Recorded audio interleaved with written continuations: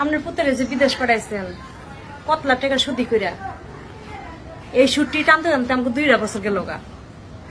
কত কষ্ট হয়েছে আমগো।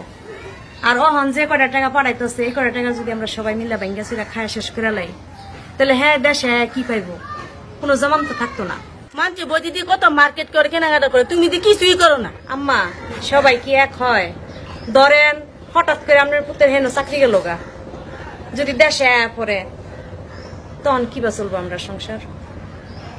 এই যে 5,000 টাকা আমার দিলেন, মার্কেট করলাম, মার্কেট করে আমি খরচ করে আনন্দ ফুর্তি করে আমি শেষ করে নিলাম।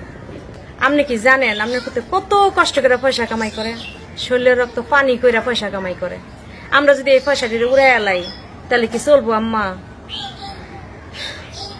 আমরা তো অল্প অল্প খাইয়া একটু একটু পিন্দা সংসারটা চালাইতে পারি। আপনার পুতে আইয়া যে বেলা চাকরি থাকতো না, হে দেশে আইব, সেই বেলা তো হ্যাঁ একটা জমানের টাকা পাইব, তখন তো হ্যাঁ খুশি হইব।